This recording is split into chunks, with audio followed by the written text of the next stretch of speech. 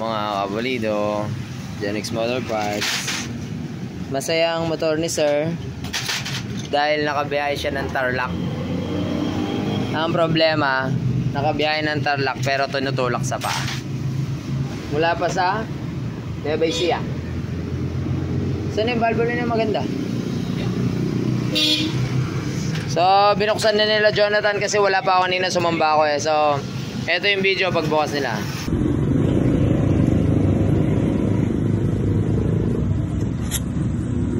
Uy!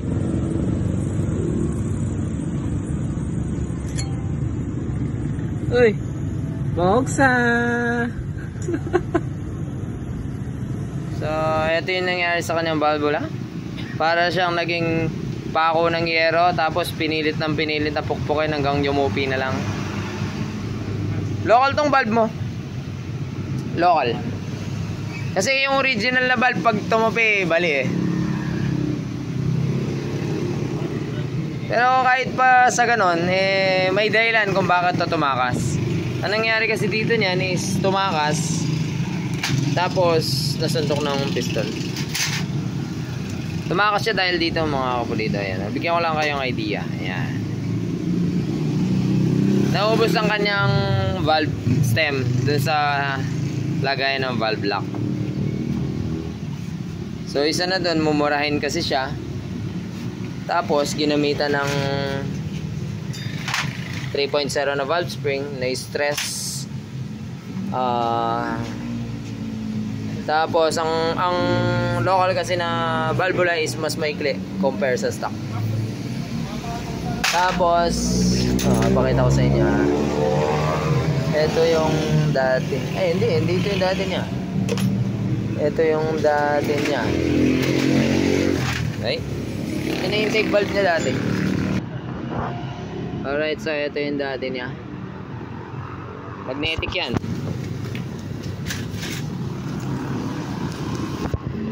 Magnetic. Ayan na. Magnetic na. Pag in-drain mo to, malambot to. Habang yung ano, ay dito talaga sumasama oh. Ayaw niya dito. So kapag low quality yung valvula natin, medyo marupok siya. Tapos pag local yung valvula natin, replacement, maikli yan. Yan. So pansinin yung lagayan ng valve lock. So kapag maikli yung valvula natin mga kapulido, masyadong nako-compress yung ating valve spring. So matigas na yung valve spring niya, 3.0, tapos maikli pa yung valvula, na-compress siya masyado, na-stress niyan masyado si cam, rocker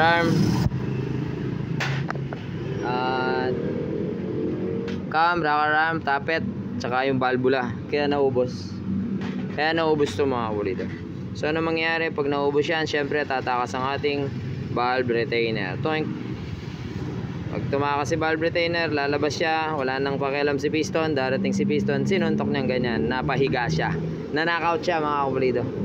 So dahil sa pagka-knockout niya, tumama pa siya dun, tapos nabasag yung kanyang valve guide. So explain ko lang para sure kayo. Ito pa, isa pa pala, yung nakakam siya 6.5, yan, nakamot tuloy, nakamot inside na, tapos di siya nagtabas ng retainer. Sayang ang karga. All in to, galing doon sa gumawa, no? So in 1 year daw 3 times siya nagpapabukas, ay 2 times na nagpabukas. So in 1 year pala 3 times na nabuksan. Tapos after daw magawa, tahimik. After ilang oras mula nung ginawa, maingay na. So normal na daw yan dahil sa cam. So hindi po lahat na maingay, cam lang ang dahilan. Lalo kung malala. May sinend siyang video eh.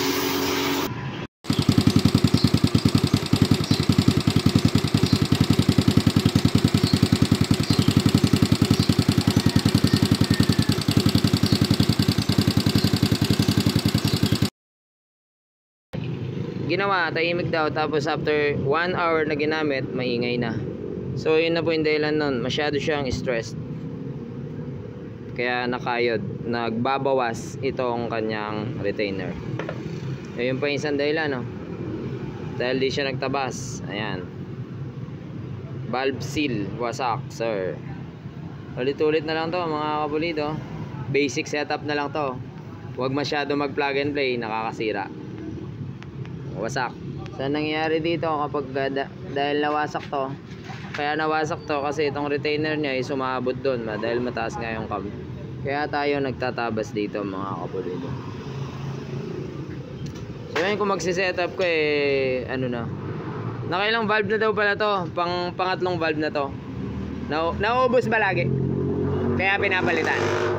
So yun, nauubos nga lagi kaya pinapalitan. Syempre yung second time or third time, alam mo na dapat na may kailangan palitan sa settings, di ba? Kasi nga nauubos Hindi naman dapat mauubos yan Sa bagay, at least every 4 months meron siyang kita. So yun, tips lang mga kapulido, no? Ulit tayo. Nag-cam ka, magtabas ka ng retainer tulad nito. Valve spring mo 2.8 lang gamitin mo kasi touring lang yan, hindi yan pang racing. Gawang karerista pala daw to. Valve, ayan, tumama dito. Naka valve pangit siya pero pang grinder yata ginamit. Ito naman, machine naman yata to. Ito yata tumatama na dati tapos nagbawas lang. I-reset namin ngayon para magamit. Dahil si sir, iniwan na siya nung kasama niya. Tutulak na siya pauwinan pag di namin natapos to. Ayan. Mga langgan tips para sa mga nagkakarga at mga customer na nagpapakarga.